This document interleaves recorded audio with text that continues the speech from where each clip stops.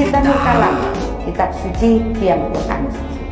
Dari An-Nur, ketentuan kasih ucapku akan ciptaku, di mana keberadaannya sebelum engkau ada. Jadi Nur Kalam tadi tidak berwujud kitab, tapi nur yang berisi kalam. Tuhan itu kitab, kitab itu Tuhan, ayat cipta yang berjalan sedari awal hingga akhir.